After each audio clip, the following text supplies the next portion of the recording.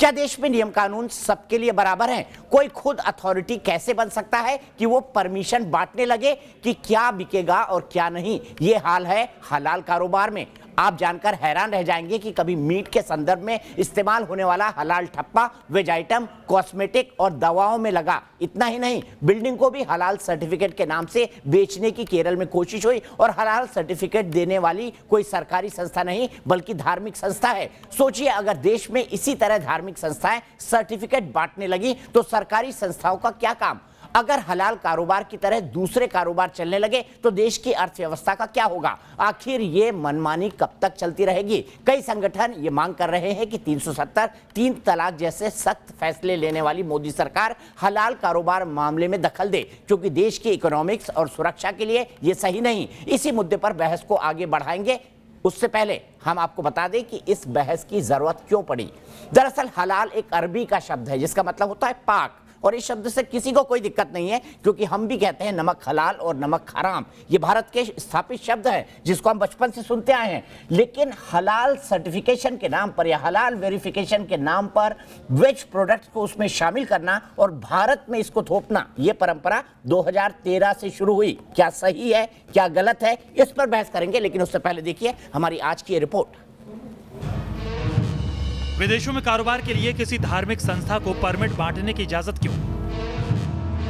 मजहब के नाम पर सर्टिफिकेट क्यों बांटे जा रहे हैं? इन्हीं सवालों के साथ हलाल और उससे जुड़ा कारोबार एक बार फिर सवालों के घेरे में है, क्योंकि हलाल मीट, दवाई, कॉस्मेटिक, हलाल होटल, रेस्टोरेंट के बाद रियल एस्टेट के कारोबारी भी हलाल सर्टिफिकेट का ठप्पा लगाकर बेचने लगे हैं। देखिए, शरीयत कॉम्प्लीमेंट और उसके ठीक नीचे हलाल सर्टिफाइड। मामला केरल के पश्चिमी कोच्चि का है। इसमें दावा किया गया है कि भारत की पहली हलाल सर्टिफाइड इमारत होगी। बस इसी दावे पर शुरू हो गया विवादों का सिलसिला। हिंदू जागृति समिति का आरोप है कि यह भेदभाव पैदा करने की चाल है। उधर कंपनी ने सफाई दी है कि उनका सर्टिफिकेशन 1 साल के लिए था, जो 2019 में ही समाप्त हो चुका है। आपको बता दें कि हलाल एक अरबी अल्फाज है। इसकी इजाजत शरीयत में दी गई है। इसका इस्तेमाल आमतौर पर नॉनवेज वगैरह के संदर्भ में होता रहा है, मगर मीट प्रोडक्ट से आगे कॉस्मेटिक्स, दवाइयाँ, यहाँ तक कि वेज फूड आइटम पर हलाल मुहर लगने लगी। इस्लामिक देशों में हलाल का चलन सामान्य बात है, मगर भारत में पिछले कुछ दशकों में नॉनवेज, वेज, रेस्टोरेंट, होटल में हलाल का कारोबार बढ़ा है। 3.2 लाख करोड़ डॉलर के ग्लोबल हलाल मार्केट में भारत की हिस्सेदारी 2% है, जिनमें बड़ा हिस्सा हलाल मीट से जुड़े कारोबार का है। देश में हलाल कॉस्मेटिक्स का चलन शुरू ही हुआ और अभी इस इंडस्ट्री का साइज $5 अरब से ज्यादा है। देश में किसी भी फूड प्रोडक्ट को सर्टिफिकेट देने का अधिकार सरकारी संस्था FSSAI यानी भारतीय खाद्य संरक्षा और मानक प्राधिकरण और FDA यानी फूड एंड ड्रग एडमिनिस्ट्रेशन को है। मगर इस्लामिक देशों में हलाल कारोबार को बढ़ाने के लिए FSSAI और FDA की तर्ज पर हलाल इंडिया, हलाल काउंसिल ऑफ इंडिया जैसे प्राइवेट संस्थान भी सर्टिफिकेट बांटते रहे हैं, जिस पर सवाल है कि कारोबार का कंट्रोल प्राइवेट हाथों में क्यों? देश के तमाम संगठन इसके पीछे जमीयत उलेमाए हिंद का कनेक्शन जोड़ रहे हैं और जमीयत पर देश विरोधी हरकतों का आरोप लगा रहे हैं। इसी के साथ मांग कर रहे हैं कि सख्त फैसले करने वाली मोदी सरकार हलाल सर्टिफिकेशन को भी अपने हाथ में ले। भारत में ऐसे कुल मिलाकर के 2-4 ऑर्गेनाइजेशंस है कि जिनको ये सर्टिफिकेट देने की अथॉरिटी मिली है। इसके अंदर एक है जमीयत उलेमाए हिंद, दूसरी है जमीयत उलेमाए महाराष्ट्र, फिर हलाल इंडिया, हलाल सर्टिफिकेशन इंडिया। मतलब ये प्राइवेट इंस्टीट्यूशंस है, ये ट्रस्ट है और ये हलाल सर्टिफिकेट डिस्ट्रीब्यूट कर रही है। इनका सर्टिफिकेट देना शुरू कर देंगे तो क्या हिंदू ने भी कल ये कहना पड़ेगा कि नहीं, हम हिंदू फूड सर्टिफिकेट भी दे देंगे? इतना बड़ी मात्रा में हलाल सर्टिफिकेट यदि हो रहा है तो इसकी यदि भारत सरकार तुरंत इसके ऊपर दखल दे। यही मांग एक और संगठन से उठी है कि पूरा कंट्रोल किसी प्राइवेट संस्था के पास होना भारत के लिए खतरे की घंटी है। ये जो सर्टिफिकेट दे रहा है वो केवल मैं हलाल सर्टिफिकेट नहीं दे सकता, आप भी नहीं दे सकते, ये एक मुस्लिम संस्था ही देगी, ठीक है, और वो मुस्लिम ही दे। और वो बहुत से ऐसे एलिगेशंस हैं जिसको अभी मैं वो नहीं उचित नहीं होगा कहना, मगर आप नेट पे जाके देख सकते हैं कि वो पैसा जो है वो टेरर मनी में लगाया गया, इस तरह के एलिगेशंस हैं। हलाल काउंसिल ऑफ इंडिया का कहना है कि इस्लामिक देशों में कारोबार के लिए हलाल सर्टिफिकेट जरूरी शर्त है, मगर इस सवाल का जवाब नहीं कि प्राइवेट हाथों में इसका नियंत्रण क्यों। तो हलाल पे ऑब्जेक्शन लेने का मतलब ये है कि हम अपनी इकोनॉमी के लिए प्रॉब्लम क्रिएट कर रहे हैं, क्योंकि जब ऐसे ट्रेंड्स चलेंगे बॉयकॉट हलाल, तो जो ओआईसी कंट्रीज़ हैं जो हलाल कंज्यूम करते हैं और जिनके पास मैन्युफैक्चरिंग पावर नहीं है, वो इंपोर्ट करते हैं बाहर से, जिसमें खासकर इंडिया को बहुत अच्छी अपॉर्चुनिटी है। कई संगठन सवाल उठा रहे हैं, सेक्युलर भारत में हलाल के साथ झटका का विकल्प क्यों नहीं? मुस्लिम संगठन की तरह दूसरे धर्म के लोग भी सर्टिफिकेट बांटने लगे, तब क्या होगा?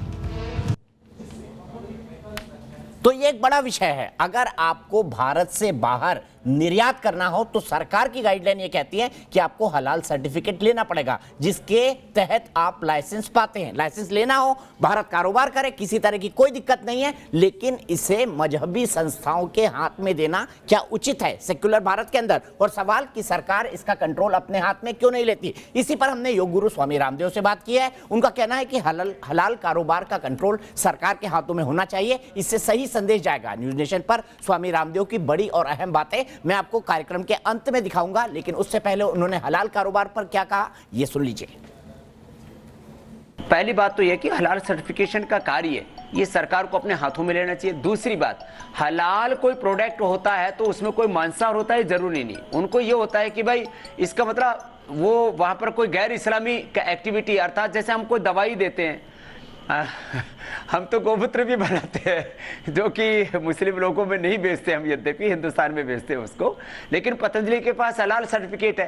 कोई एक भी मांसाहार का प्रोडक्ट नहीं बनाते, फिर भी हमको लेना पड़ा, क्योंकि हमको सऊदी अरबिया से लेकर के जो है इधर यूएई से लेकर के सारे दुबई से लेकर के सारे देशों में हमारे प्रोडक्ट जाते हैं।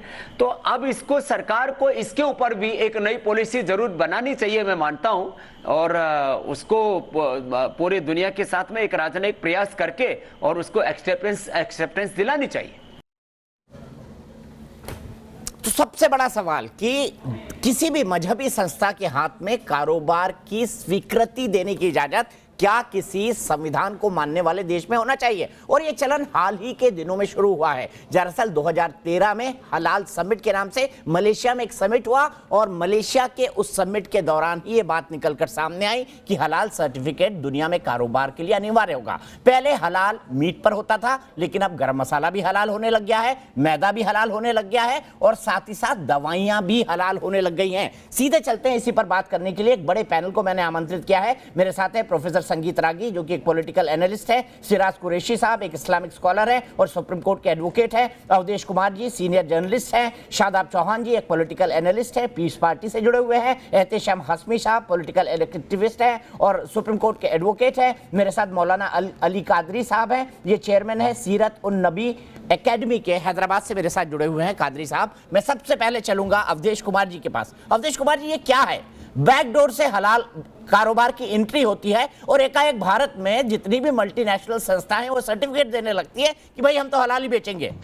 यहां पे झटका का भी ऑप्शन है, नहीं मिलता। मुझे ये बताइए कि ये हलाल इकोनॉमी है क्या आखिरकार? देखिए, इसको अगर साधारण शब्दों में मैं कहूँगा तो ये एक मजहब के कुछ मजहबी लोगों के द्वारा एक व्यापारिक मजहबी माफियागिरी है। ये इसके लिए मैं बहुत शब्द सोच के प्रयोग कर रहा हूँ कि एक माफियागिरी है, जिसमें एक मजहब के लोगों को ये बताया जाता है कि शरिया के अनुकूल जो उत्पादन है उसका प्रयोग करना है और वो केवल हलाला सर्टिफिकेट से ही मिल सकता है।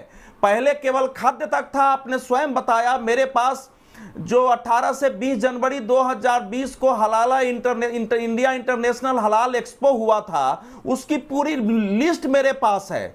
उसमें ऐसा कोई क्षेत्र ही नहीं है जिसको छोड़ा गया हो, चाहे सौंदर्य प्रशासन हो, फैशन हो, वो आपको यहाँ तक कि सूचना तकनीक हो, वहाँ हर चीज इसमें लाया गया है सेवा के क्षेत्र को।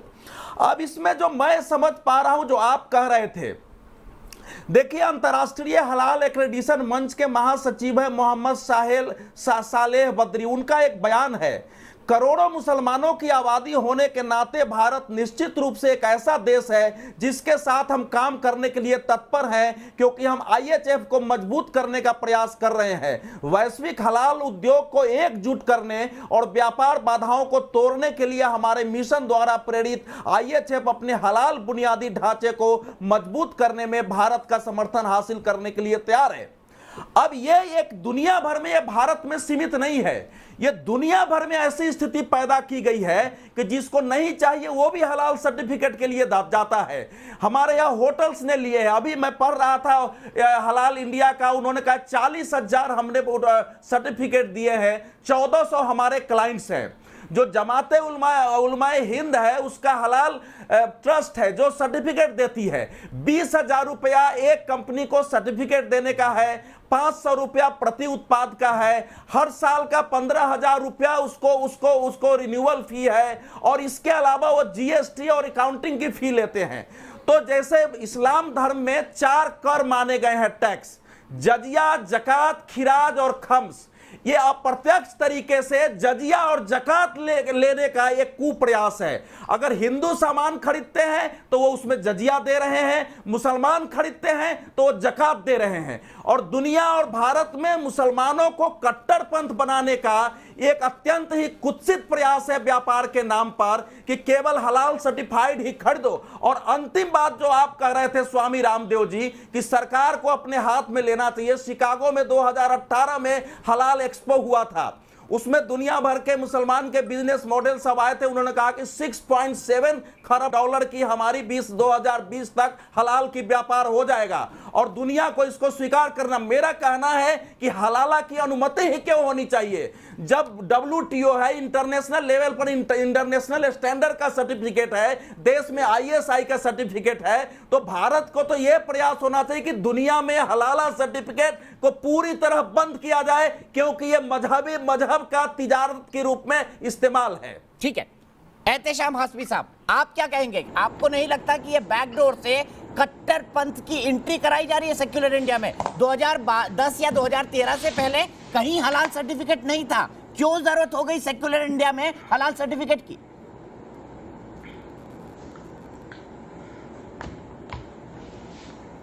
देखिए, सबसे पहले मैं अवधेश कुमार जी को ये बताना चाहता हूं कि हलाल और हलाला में बहुत बड़ा डिफरेंस है। तो थोड़ा सा एक बार इसको और पढ़ लीजिए कि हलाल क्या होता है और हलाला क्या होता है। हलाल का मीनिंग जो कि इंग्लिश में मैं आपको बता रहा हूं, परमिसिबल यानी कि लॉफुल। तो हलाल मीन्स लॉफुल। तो अगर लॉफुल चीजों को प्रमोट किया जा रहा है तो उसमें इस्लामोफोबिया क्रिएट करने की बात, या फिर जैसा कि अवधेश जी ने बोला कि ये अपनी मानसिकता, मुस्लिम मानसिकता यहाँ पे रोकना चाह रहे हैं, वो कहां से बात पैदा होती है? इनको सबसे पहले ये समझना है कि हलाल और हलाला एक अलग चीज है। जैसे कि मैं आपको सिंपल भाषा में बताऊं, उन्होंने शब्द का गलत इस्तेमाल कर लिया, उनका मंतव्य सेम था। एक लॉफुल मीन्स एक हलाल और एक हराम। नहीं हो सकता है हलाला निकल गया हो। जी, शब्द का पहले सही इस्तेमाल करना सीखें, फिर डिबेट में आए। तो मैं वो इनको बताना चाह रहा हूं। अरे भैया, इस्तेमाल करना सीखे हैं, हलाल ही मैं कचाता हूं। चलिए, कोई बात नहीं, गलती हो जाती है। चलिए मैं हलाल का मीनिंग आपको समझा देता हूं। हलाल मीन्स होता है लॉफुल, परमिसिबल। एक चीज होती है हराम, उसका अपोजिट होता है हलाल। तो अगर हराम चीजों से हम बचना चाह रहे हैं, हलाल चीजों को अपनाना चाह रहे हैं, तो इसमें क्या बुराई है? इसमें मुझे तो कोई बुराई समझ में नहीं आती। जैसे कि अगर आप कहेंगे कोई आपकी जो कमाई है वो हलाल की कमाई है, गाड़ी मेहनत की कमाई है, आप कभी उसको हराम की कमाई नहीं बोलेंगे। अरे भाई, कोई टैक्स ले तो सरकार लेना, मुसलमान ऑर्गेनाइजेशन है, एहतेशाम भाई कैसे? नहीं, हलाल की कमाई नहीं बोलेंगे, आप उसको हराम की कमाई बोलिए। नहीं, मेरा बड़ा सीधा सवाल है। ठीक है, अगर परमिसिबल करना है आपको तो सरकार सर्टिफाई कर दे, कोई दिक्कत नहीं है, कोई दिक्कत नहीं है। मजहबी ऑर्गेनाइजेशन कैसे सर्टिफिकेट देंगी इस देश में जहां पर सब लोग बाबा साहब के संविधान की कसमें खाते हैं?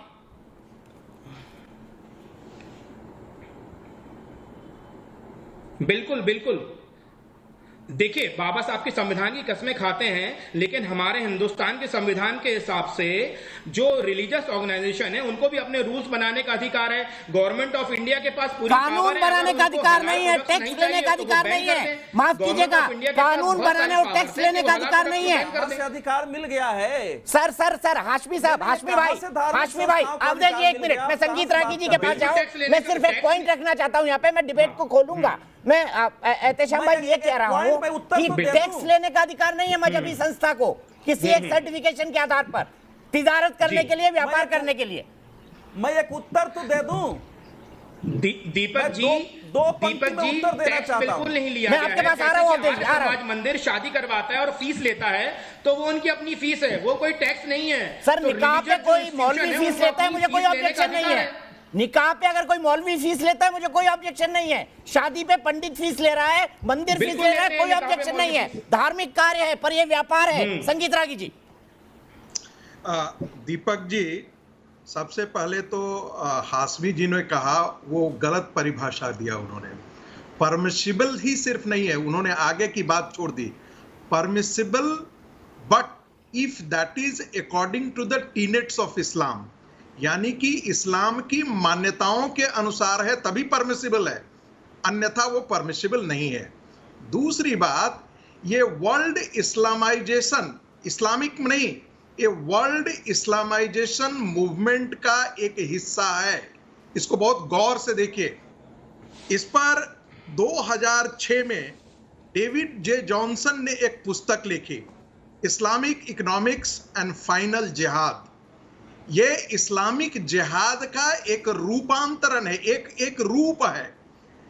और इसका रूप कैसे है कि आप जितने ट्रेडिंग ब्लॉक्स हैं, आप यूथ को एनकरेज कीजिए, रिसोर्सेज को कंट्रोल कीजिए, एक ट्रेडिंग ब्लॉक खड़ा कीजिए और दुनिया को यह मजबूर कर दीजिए कि वो इस्लाम के टेनेट्स के अनुसार वह व्यापार करे, और नहीं तो हम उनके साथ नहीं जाएंगे। यह एक बहुत बड़े इस्लामाइजेशन मूवमेंट का हिस्सा है। यूरोप समझ रहा है कि हम वायलेंस के खिलाफ लड़ रहे हैं, हम टेररिज्म के खिलाफ लड़ रहे हैं। ये इकोनॉमिक टेररिज्म का ही एक हिस्सा है। अभी अवधेश जी ने कहा था जकात। सवाल यह है कि कल जाकर के आप अंदाजा लगाइए कि कल हिंदू लोग ये कहना शुरू कर दे कि यदि जिस घर में गणेश जी का पूजा नहीं होता, उन दुकानों से हम कोई सामान नहीं खरीदेंगे, यानी कि सारे मुसलमानों का बायकॉट होना चाहिए क्योंकि वो गणेश जी की पूजा नहीं करते, ऐसी दुकानों से हम कोई सामान नहीं खरीदेंगे। दूसरा देख लीजिए, कल मैकडोनल्ड को यदि इस देश का हिंदू समाज कहना शुरू करे कि तुम अपने ये पे लगाओ कि तुम जो चिकन बर्गर देते हो वो झटका का है या हलाल का है। यदि तुमने वो कोई भी बर्गर बेचा जिसमें झटका नहीं होगा तो हम नहीं खरीदेंगे, यानी कि मैकडोनल्ड का सारा व्यापार इस देश में बंद हो जाएगा। यदि यह तय कर ले इस देश का हिंदू समाज कि हम यदि इस्लाम के टेनेट्स के अनुसार कोई भी सामान होगा हम इस देश में नहीं चलने देंगे, आप अंदाजा लगा सकते हैं। देखिए, यह इस्लामिक रेडिकलाइजेशन का हिस्सा है, यह इस्लामिक जिहाद का हिस्सा है, इसलिए इसके जबड़े तोड़ने ही पड़ेंगे। आपको मालूम है, इन्हीं लोगों ने इस्लामिक बैंकिंग के लिए 2016-17 में प्रयास किया था, जिसे नरेंद्र मोदी ने नकार दिया था। और आपको जान करके बड़ा आश्चर्य होगा कि इस्लामिक बैंकिंग कॉन्सेप्ट के पीछे और बड़े बड़े लोग थे, यहां तक कि एक भूतपूर्व सुप्रीम कोर्ट के चीफ जस्टिस जो मुस्लिम होते थे वह भी इसके पक्ष में थे। तो आप सोच सकते हैं कि इस्लामिक रेडिकलाइजेशन इस देश में किस हद तक जा चुका है। मौलाना कादरी से जवाब लेता हूं, मौलाना कादरी से जवाब लेता हूं। मौलाना कादरी जी, सवाल ये कि ये हलाल कल्चर या हलाल सर्टिफिकेशन या हलाल वेरिफिकेशन ये तो हमारे यहाँ था ही नहीं कभी, अब इसकी जरूरत क्यों, ये क्यों हो रहा है, इसके पीछे थॉट क्या है? और जो पैसा जा रहा है, कई हिंदू संगठन ये आरोप लगा रहे हैं कि जो पैसा इसके हाथ से कलेक्ट किया जा रहा है वो टेररिस्टों की फंडिंग में जा रहा है, वो कट्टरपंथ को सिखाने में जा रहा है। मैं उन आरोपों पर अभी नहीं जाना चाहता, लेकिन बताइए इसकी जरूरत ही क्यों है इस देश के अंदर? देखिए दीपक जी, हमारे अपने मुल्क का संविधान हमें इस बात की इजाजत देता है कि हमारे अपने मजहब के हिसाब से हमें जो चीज की इजाजत मिलती है हम वो खा सकते हैं। इस बात की इजाजत हमारा संविधान हमें देता है। अब रही है बात, जो अहम बात जो इस पर मुद्दे पर जो बहस हो रही है वो ये कि सर्टिफिकेट कौन इशू करेगा। तो मैं ये बात आपको बता देना चाहता हूँ कि सर्टिफिकेट जमीयतुल उलमा हिंद दे रहा है तो सरकार की इजाजत से दे रहा है, ना कि वो अपनी मर्जी से दे रहे हैं। यकीनी बात है सरकार की तरफ से उनको अटेस्टेशन मिला, तभी जाकर के वो हलाल सर्टिफिकेट इश्यू कर रहे हैं, उनको सरकार की तरफ से इजाजत है। और अभी हमारे संगीत रागी जी जिस तरीके से बात कर रहे थे, मैं उनसे विनती करना चाहता हूं कि हमारा देश पहले ही बहुत बढ़ चुका है। ये इस्लामिक रेडिकलाइजेशन की बात, इस किस्म की बात अगर हमारे नेशनल टीवी डिबेट्स पर ना हो तो बेहतर है, क्योंकि देखिए हिंदुइज्म जो है संगीत रागी जी खत्म कर दीजिए, मैं दोनों को फेस ऑफ करवा दूंगा, खत्म कर ले दीजिए उनको। मौलाना साहब बोलिए। वो अपने मजहब के साथ जी सकते हैं। क्रिश्चियन है तो वो अपने मजहब के साथ जी सकता है, अगर वो सरदार जी है, सिख है तो वो अपने मजहब के साथ जी सकते हैं। तो हमारे मुल्क का संविधान ऐसा है कि हर मजहब को अच्छा, कल से वीएचपी सर्टिफिकेट बांटने लगे, मौलाना अली कादरी मानेंगे? अगर किसी इसी तरह के खाने पर वीएचपी सर्टिफिकेट बांटने लगे, मौलाना कादरी मानेंगे? क्या वीएचपी को भी जमीयत उलमा हिंद की तरह सर्टिफिकेट बांटने की इजाजत दी जाए? जैसा कि गौ माता की बात है, हिंदुस्तान में बैन है, अगर कोई यहाँ पर गौ माता का मांस बेचता है तो जुर्म है, वो नहीं बेच सकता। वैसे ही जो है इस्लाम में भी कुछ चीजें नाजायज है, अगर वो चीज हमारे में दाखिल होती है तो हमारे लिए हराम होता है। तो इसका सर्टिफिकेट तो कोई मुस्लिम मौलाना ही देगा या कोई पंडित देगा, इसका आपको तय करना है, मुझे तय करना है। संगीत रागी बात है इस्लाम से। फिर मैं सिराज कुरैशी जी को बोलूंगा। ये बताइए कि क्या प्रोफेट के जमाने में उस समय क्या ये चलता था? क्या ये इस प्रकार की चीजें थी क्या कि आप शैम्पू पर भी जो है, सोडा पर भी, शैम्पू पर भी, फल पर भी, यदि यही चीजें कल जाकर के हिंदू समाज कहना शुरू कर दे कि जब तक मुस्लिम व्यापारी गणेश जी की पूजा नहीं करते हैं, यदि पूजा नहीं की जाती है, उनके साथ हम कोई व्यापार नहीं रहे, ये अनहिंदू है। अरे आपको एक इस्लाम पर चलने का यदि आपको है तो दूसरों को हिंदू पथ पर भी चलने का उतनी ही स्वतंत्रता है। और मैं तो कहूंगा आपकी जाहिल जिहादीपन से ऐसी प्रतिक्रिया होगी, क्योंकि ये कबीलाई संस्कृति जो है, ये कबीलाई 1400 साल की कबीलाई संस्कृति को यदि आप थोपना चाहते हैं इस देश में, तो माफ कीजिएगा, ये 1947 का देश नहीं है। इसका भरपूर मुलम्मत होगा, इसका भरपूर विरोध होगा। और कल तो मैं तो कहूंगा कि ऐसे लोग आए जो कहना शुरू कर दें कि यदि मैकडोनल्ड कल से जाकर के झटका यदि नहीं ये करता है, सर्टिफाई नहीं करता है, तो हम उससे कोई खरीदारी नहीं करेंगे। कल यदि हिंदू समाज का आदमी कहता है मुसलमानों के द्वारा जो भी मांस व्यापार है वो उनसे हम कोई खरीदारी नहीं करते हैं, हम मुस्लिम समाज के अंदर जो बाल काटने वाले हम उनके सैलून में नहीं जाते हैं। कल हम कोई भी मुस्लिम यदि वो इस्लामिक टेनेट्स के अनुसार काम करता है, क्योंकि इस्लाम पूरी दुनिया में बाकी संप्रदायों को दुश्मन के तौर पर स्वीकार करता है। इसलिए ऐसे धार्मिक इस्लाम भाईचारगी का दर्द देता है। संगीत रागी जी, आप अपने अल्फाज को वापस ले लीजिए, ये गलत इल्जाम लगा रहे इस्लाम पे आप। सर, सबसे बड़ी दिक्कत है आप लोग संविधान की कसम खाते हैं लेकिन संविधान की गलत व्याख्या करते हैं। मेरी आपत्ति हमेशा इसी बात से रही है। ब्रेक के लिए रुक रहा हूं, डिस्कशन को ओपन करूंगा मैं शिराज भाई कुरैशी से, क्योंकि वो अभी तक इस बहस में नहीं आए हैं। धीरे धीरे इस मुद्दे से कई परतें उठेंगी, आप देखेंगे तो आश्चर्यचकित रह जाएंगे कि आखिर इसके पीछे सोच क्या है।